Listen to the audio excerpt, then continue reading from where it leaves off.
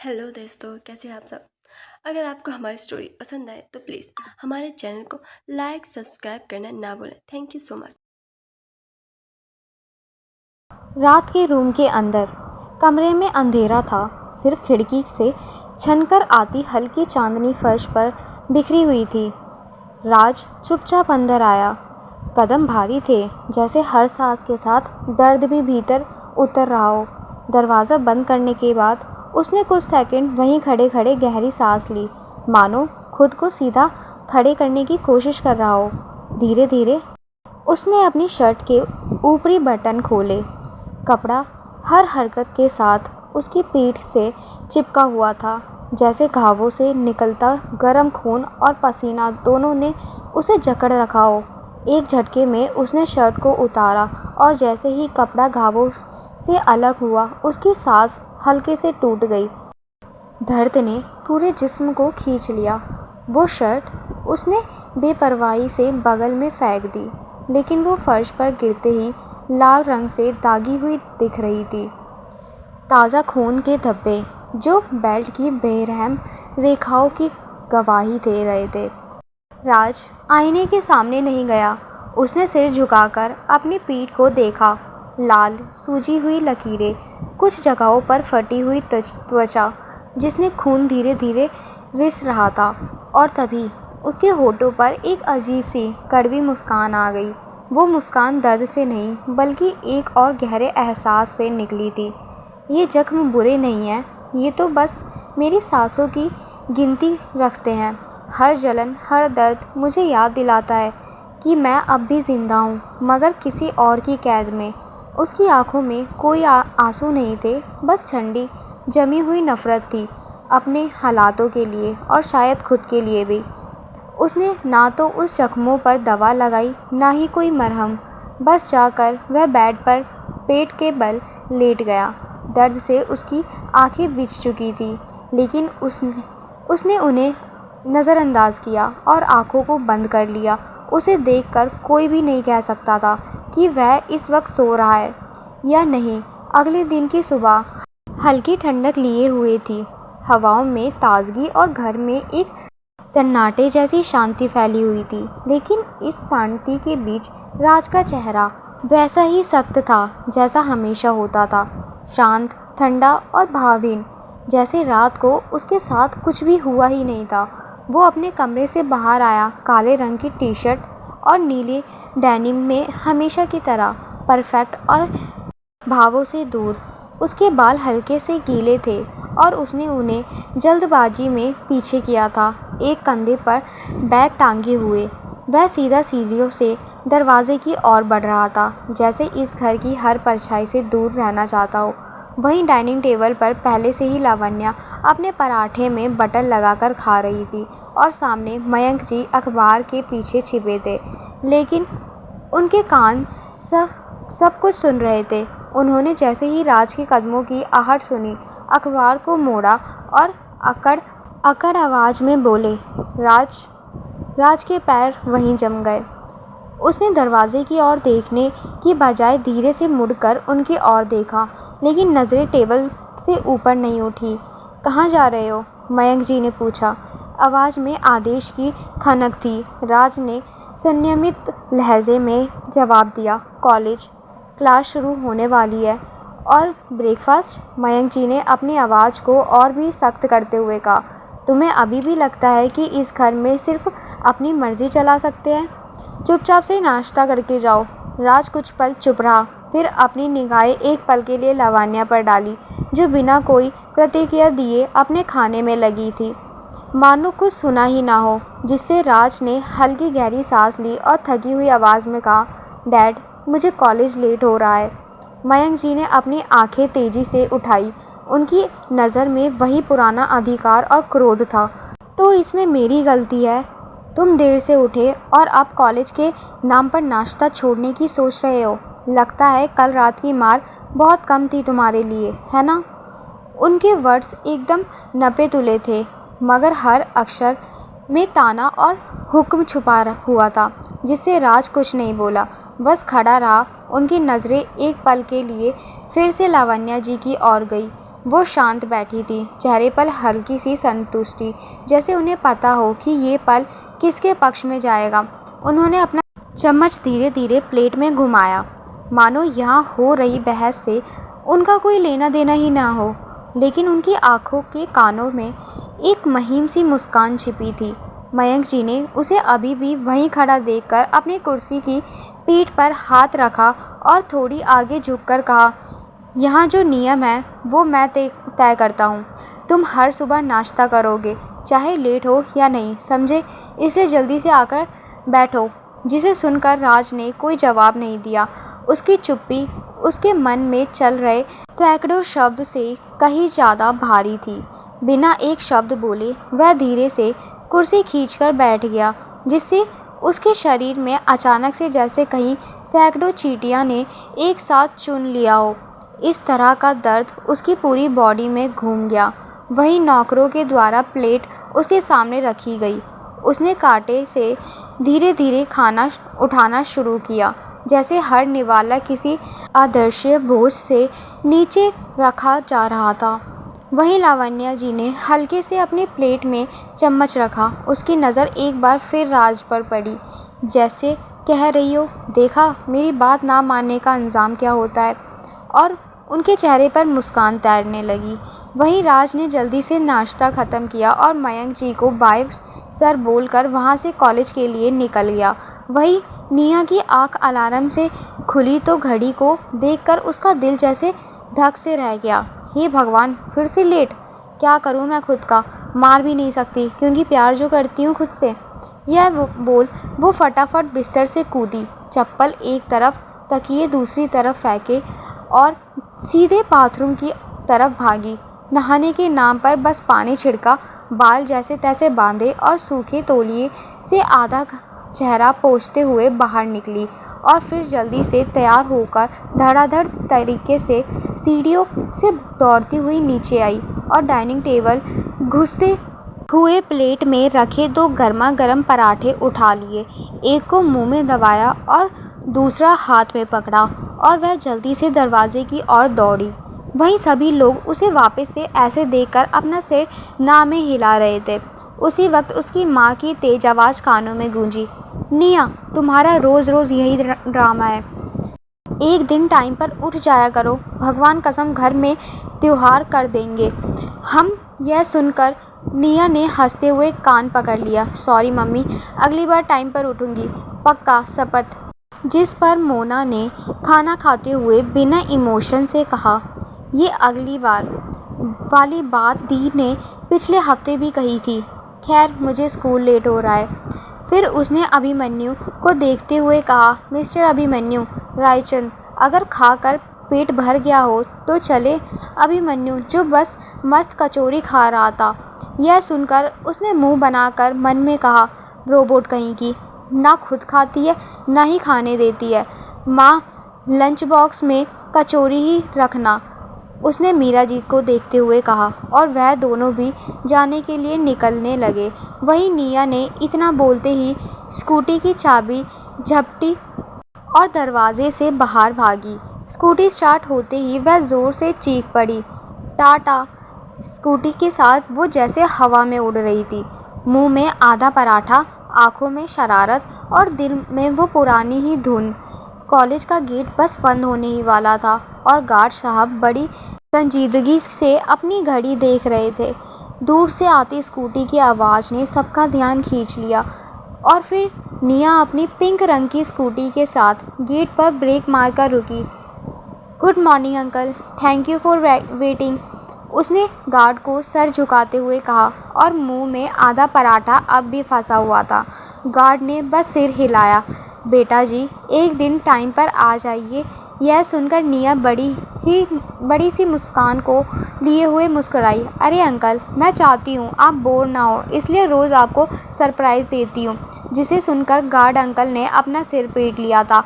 उसके साथ साथ उसका वेट करते हुए विशाल और रागिनी ने भी। वहीं निया ने हंसते हुए स्कूटी पार्क करके कैंपस में दौड़ पड़ी, जिसे देखकर विशाल और रागिनी ने भी दौड़ लगा दी। क्लास के बाहर पहुंचकर रागिनी बोली, आज फिर लेट?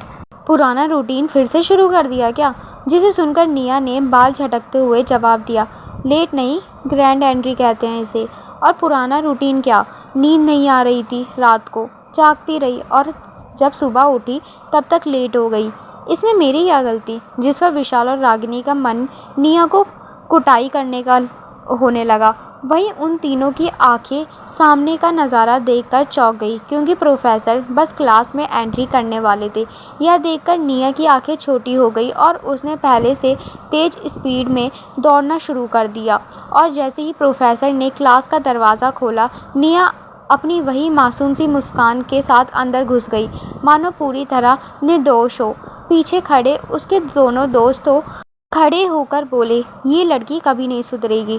वहीं प्रोफेसर ने निया को देखते ही अपनी बोहें चढ़ा ली। मिस निया, उनकी भारी ठंडी आवाज़ ने पूरी क्लास को खामोश कर दिया। वहीं उसे देखकर सोनाली और उसकी तितलियां का मुंह वापस से टेढ़ा हो गया था, लेकिन हल्की मुस्कान भी तैर रही थी। वहीं प्रोफेसर ने अपनी कड़क आवाज़ में कहा, ये कोई फिल्म का सेट है जहां आप हीरोइन बनकर ग्रैंड एंट्री वाले टाइम देखा है आपने? निया तुरंत अपनी जगह पर खड़ी हो गई, दोनों हाथों को पीछे बांधते हुए, जैसे किसी स्कूल की बच्ची हो जिसे प्रिंसिपल पकड़ ले। सर, वो रास्ते में ट्रैफिक लग गया था तो मैं क्या करती? यह सुनकर क्लास में हल्की सी हंसी गूंज उठी। वहीं राज ने भी अपना सिर उठाकर उसे देखा। प्रोफेसर ने आंखें सिकोड़ते हुए कहा, ट्रैफिक? निया, ये बहाना आप पिछले महीने भी दे चुकी हैं और उसके पहले भी। क्या आपकी स्कूटी सिर्फ ट्रैफिक वाली जगह पर ही चलती है? निया ने होठ भींचकर मासूम सी मुस्कान दी। सर, इस पर पक्का वाला ट्रैफिक था और बीच में एक गाय भी बैठी थी, तो मैं क्या करती? मैंने तो बड़ी मुश्किल से निकाला अपनी स्कूटी को।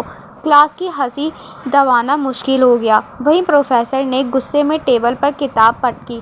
बस चुपचाप से बैठ जाइए और अगली बार लेट आई तो बाहर खड़ी रहना। कुछ दिन टाइम से आई हो इसलिए छोड़ रहा हूँ। अगली बार भी यही हुआ तो मेरे क्लास में दिखाई मत देना।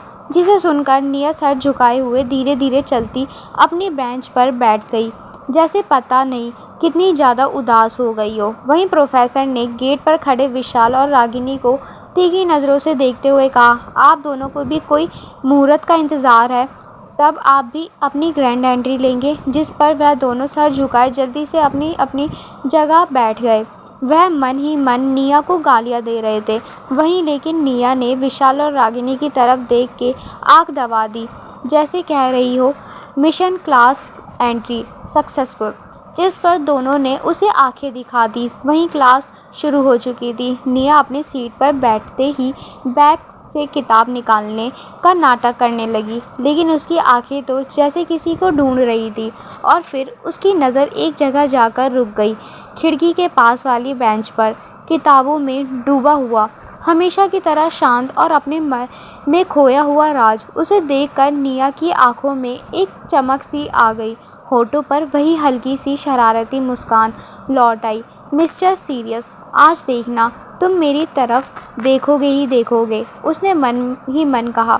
वो धीरे धीरे अपनी सीट से थोड़ा झुककर ऐसे बैठी कि राज की तरफ साफ नज़र पड़े। कभी पेन घुमाने लगी, कभी अपने बालों में खेलने लगी। सब कुछ ऐसे जैसे वह पढ़ाई में लगी हो, लेकिन असल में उसकी पूरी तवज्जो तो बस एक इंसान पर थी। राज ने एक बार अनजाने में नज़र उठाई और निया की आंखें उससे टकरा गई। उसकी वह दिलकश निगाहों को देखकर अचानक से राज हड़बड़ा सा गया। वहीं निया ने मुस्कुराकर हल्का सा सिर झुकाया, जैसे कह रही हो, हाय। लेकिन बिना बोले राज ने बस एक पल देखा और फिर वापस अपनी किताब में नज़रें गड़ा ली। लेकिन निया के लिए इतना ही काफ़ी था। उसके दिल में जैसे छोटी सी जीत की घंटी बज गई।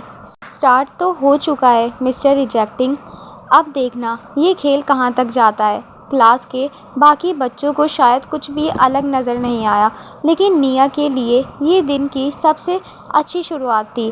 पहले लेक्चर तक सब कुछ सही था, लेकिन जैसे ही दूसरा लेक्चर स्टार्ट होने लगा, अचानक वहाँ पर कुछ बच्चों में खुसर फुसर होने लगी और कुछ ही मिनट में जैसे सब लोग आपस में फुसफुसाने लगे और निया की तरफ देखते हुए बातें करने लगे। और देखते ही देखते वह फुसफुसाहट इतनी बढ़ चुकी थी कि सब लोग इधर उधर देखने लगे थे। रयाना पांडे, आखिर क्या भूचाल आने वाला है निया की लाइफ में? दूसरे लेक्चर की घंटी अभी अभी बजी थी कि माहौल में एक अजीब सी हलचल घुलने लगी। शुरुआत में बस 2-4 सीटों से हल्की सी फुसफुसाहट उठी, मानो कोई गुप्त बात हो रही हो जो सिर्फ चुनिंदा लोग जानते हो। लेकिन चंद सेकंड में ही वह फुसफुसाहट किसी लहर की तरह पूरे क्लासरूम में फैल गई। सब अपने अपने फ़ोन ऑन कर हैरानी से देखने लगे। हर तरफ सिर झुककर कानों में कुछ कहते हुए होठ और फिर आंखें। सबकी आंखें एक ही दिशा में मुड़ रही थी, निया। उसके चारों ओर जैसे हवा भारी हो गई थी। कुछ लड़के हंसने की कोशिश में होठ दबा रहे थे, कुछ लड़कियां तिरछी नज़रों से देख रही थी और पीछे से आती दबे स्वर की हंसी, जैसे किसी ने कमरे में उसके नाम का मजाक घोल दिया हो। निया को महसूस हो रहा था कि कुछ गड़बड़ है, लेकिन उस एहसास से पहले ही उस निगाह उसकी पीठ में सुई की तरह चुभने लगी थी। वह कुछ सोचती या देखती उससे पहले ही प्रोफेसर दरवाजे से अंदर आ गए। उसकी भारी भरकम चाल के साथ ही क्लासरूम का शोर मानो अचानक से दीवारों में समा गया। अंदर आती उनकी नज़रों ने एक एक चेहरे को ऐसे परखा मानो पल भर में सारी चालाकी पकड़ लेंगे। उनकी आंखें हल्की सी सिकुड़ी, तेज चौंकती, जैसे समझ रहे हो कि यहाँ कुछ तो पक रहा है। वहीं उन्हें देखकर एक पल में पूरा क्लास सीधा हो गया। कुर्सियों की चहचहाहट थम गई। सबके हाथ फ़ोन को छुपाते हुए किताबों पर टिक गए और निगाहें ज़बरदस्ती बोर्ड पर टिकाई जाने लगी। लेकिन उस मजबूत शांति में भी हल्की सी बेचैनी तैर रही थी, जैसे किसी ने हवा में कोई राज छोड़ दिया हो। प्रोफेसर ने धीरे धीरे बैग रखा, चौक उठाई और बोर्ड की तरफ मुड़े। लेकिन जैसे ही उन्होंने पहला शब्द लिखने के लिए हाथ बढ़ाया, पीछे से वही धीमे स्वर की सरसराहट लौट आई।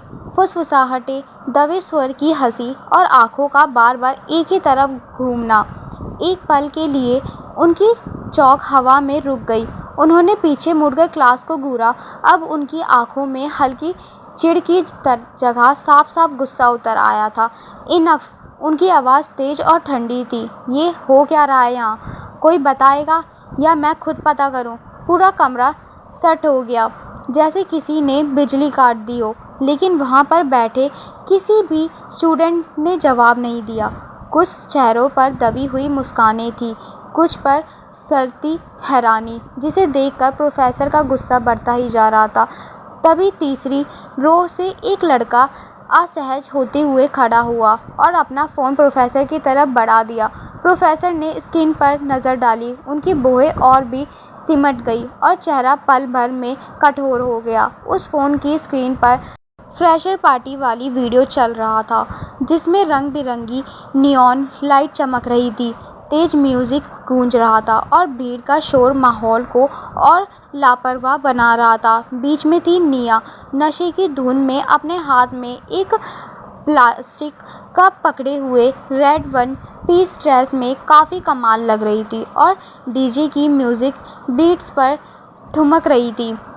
उसके बाल खुले हुए हवा में उड़ रहे थे और उसके पैर म्यूज़िक की बीट पर थिरक रहे थे। वो खुश थी, बस उसी पल में जी रही थी। लेकिन कैमरा किसी कोने से चोरी छुपे उसका पीछा कर रहा था। हर एंगल ऐसा चुना गया था कि उसकी हर बॉडी पार्ट अच्छे से साफ साफ दिखाई दे सके, जिससे उसकी मासूमियत धुंधली लगे और गलतफहमियां साफ नज़र आए। नीचे कॉलेज ग्रुप का चैट बॉक्स स्क्रॉल हो रहा था, जहां गंदे भद्दे कमेंट्स लिखे जा रहे थे। ये सिर्फ उंगलियों की नफरत नहीं थी, बल्कि चेहरों की कायरता भी थी जो स्क्रीन के पीछे छुपी थी। यह देखकर उनकी आंखें गुस्से से तन गई थी। क्लास की हवा भारी हो गई। कुछ ने होठ भींच लिए, कुछ ने आंखें चमका ली। वहीं पीछे की कतार में सोनाली की आंखों में हल्की सी ठंडी मुस्कान तैर गई, जैसे कोई तीर सही निशाने पर बैठ गया हो। निया को पहले यकीन ही नहीं हुआ कि सब उसे ही देख रहे हैं। फिर जैसे किसी ने उसका नाम धीमे से बुलाया, पुकारा, निया, यही है। और वह चौंक कर उठ खड़ी हुई। दिल की धड़कन कानों में बजने लगी, हथेलियां पसीज गई। उसे अचानक से एहसास होने लगा कि कुछ तो गड़बड़ है। उसने झट से अपना खुद का फ़ोन खोला, जिस पर अचानक से जैसे नोटिफिकेशन की बाढ़ आ चुकी थी। उसी वीडियो के सैकड़ों शेयर, टैग, फॉरवर्ड और नीचे कमेंट्स, जिनकी बदबू स्क्रीन के पास भी महसूस हो रही थी। सारी चीज़ देखकर उसकी आंखें जैसे बड़ी होती जा रही थी, जैसे कि अभी ही स्क्रीन के से निकाल कर बाहर आ जाएगी। वह उसे देखकर कुछ सोच पाती तभी प्रोफेसर की आवाज़ उसके कानों में किसी मंदिर की घंटी की तरह बजी। मिस निया, ये क्या बेहुदा हरकत की चल रही है? Come to the dean's office now. और क्लास अपने अपने फ़ोन नीचे रखिए। ये क्लासरूम है, तमाशा घर नहीं। उन्होंने गुस्से से सबको घूर कर देखा, जिस वजह से सभी लोग अचानक से हड़बड़ा गए। वहीं उनकी आवाज़ से निया के हाथ से फ़ोन छूटकर ज़मीन पर जा गिरा। वह अचानक से घबरा गई थी, साथ ही सबकी नज़रों को अपने ऊपर फील करके उसका चेहरा शर्म से लाल हो गया था। उसकी जो जैसे हवाइयाँ ही उड़ गई थी। कितनी खुशी से वह आज कॉलेज के लिए निकली थी, लेकिन ये अचानक से क्या हो गया था? उसे लगा ज़मीन ने उसके पैर हल्के कर दिए हो। उसका मन चलने की जगह डूबने का करने लगा, जब शर्म और गुस्सा अब उसके अंदर एक साथ पनपनाने लगा।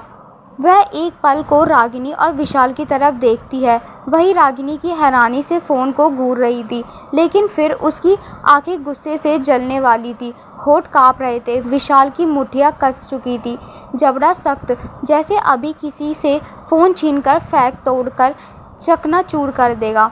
वहीं कार्तिक भी यह देखकर गुस्से में आ गया और उसने जल्दी से राज के सामने पीछे से ही फ़ोन कर दिया। राज ने जब स्क्रीन को देखा तो उसकी अंगुलियों में पेन जैसे टाइट हो गई, जैसे अभी ही टूट जाएगी।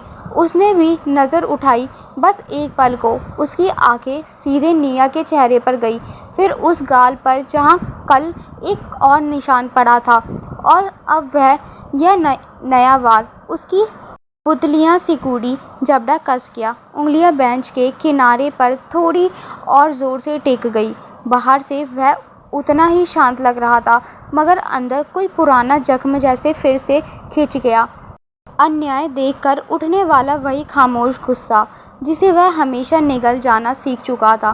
कार्तिक ने बगल से फुसफुसा कर पूछा, क्या है ये सब? लेकिन राज ने कोई जवाब नहीं दिया। उसकी आंखें बस एक क्षण को उस स्क्रीन की चमक में जमी रही और फिर नीचे झुक गई, जैसे उसका इससे कोई लेना देना ही नहीं था। चलिए मिस निया। प्रोफेसर गुस्से से दरवाजे की तरफ इशारा कर चुके थे, जिससे निया का दिल घबराहट में कांप गया। वह काफ़ी ज़्यादा शर्मिंदगी फील कर रही थी। उसने एक नज़र राज को देखा, जो अपने कॉपी में लिखने में बिजी था, जिसे देखकर उसकी आंखें भर आई थी, लेकिन उसने जल्दी से उन्हें पोंछ लिया। उसने कांपते हाथों में से बैग की स्लिप कंधे पर चढ़ाई और चलने के लिए खुद को तैयार किया। वह उस दिन नशे में थी। उसे भी सही से नहीं पता था कि उसने क्या क्या हरकतें की थी, सिर्फ इसके कि उसने राज को प्रपोज किया था। उसने भीड़ के बीच में एक एक कदम निकालते हुए जाना शुरू किया, लेकिन चलते हुए भी उसे अपने कदम ऐसे फील हो रहे थे जैसे कि पता नहीं उसके पैरों के ऊपर कितना बोझ रख दिया गया हो। उसकी नज़र अचानक से सोनाली से टकराई, जिसे देखकर सोनाली की मुस्कान थोड़ी और चौड़ी हुई। उसकी मुस्कान देखकर निया की पलकों में लौ सी भड़क उठी थी। वह अच्छी तरीके से समझ गई कि इतनी गिरी हुई हरकत किसी और ने नहीं, बल्कि इसी चुड़ैल की गंदी करतूत है। उसके हाथ पैर जैसे गुस्से की वजह से कांपने लगे थे।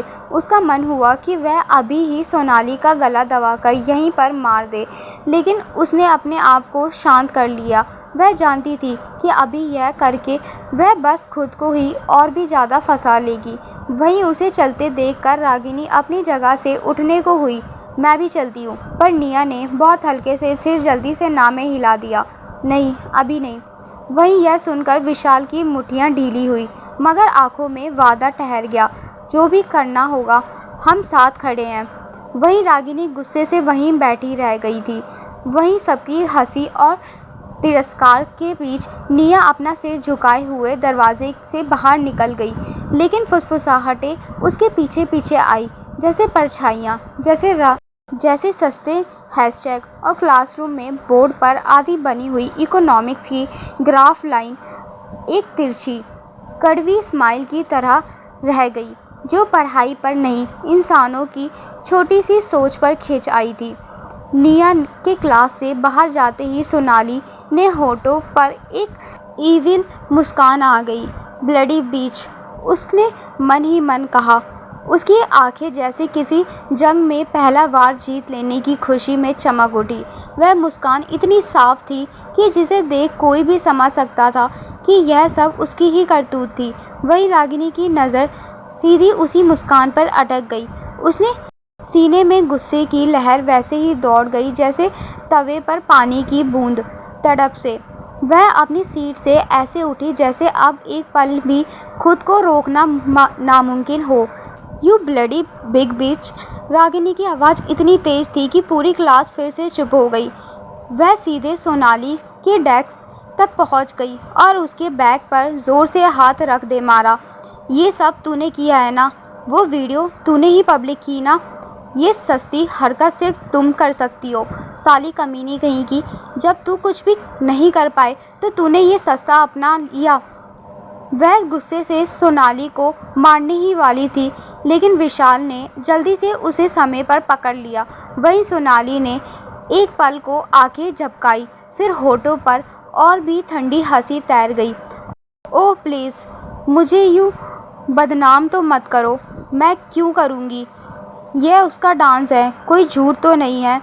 वो तो खुद ही पब्लिक प्रॉपर्टी बनना चाहती है, तो इसमें मेरी क्या गलती है? बस इतना सुनना था कि रागिनी का सब्र का बांध टूट गया। उसने गुस्से से विशाल को धक्का दिया और सोनाली के कॉलर को पकड़कर बोली, तेरी तो मुंह बंद रख, वरना क्या? सोनाली ने उसकी पकड़ पर हाथ रखा और उससे भी ज़्यादा तेज आवाज़ में आंखों में चुनौती लिए हुए बोली, वरना क्या? गवार कहीं की, बेफालतू कहीं की। यहाँ पर कोई भी ड्रामा क्रिएट करने की कोशिश मत करो, बल्कि सच सुनने की आदत डालो। जिस पर रागिनी ने गुस्से से पागल होकर कहा, तेरी तो साली कमीनी, तेरी हिम्मत कैसे हुई यह सब बोलने की? तू मुझे सिखाएगी कि ड्रामा क्रिएट करना किसे कहते हैं? वह अचानक से उसे थप्पड़ मारने वाली थी कि इतने में विशाल अपनी सीट से कूदकर आया। रागिनी, बस कर, क्लास के बीच में तमाशा मत करो। हमें निया को प्रोटेक्ट करना है ना कि खुद को सस्पेंड। उसने दोनों के बीच हाथ डालकर रागिनी को पीछे खींचने की कोशिश की।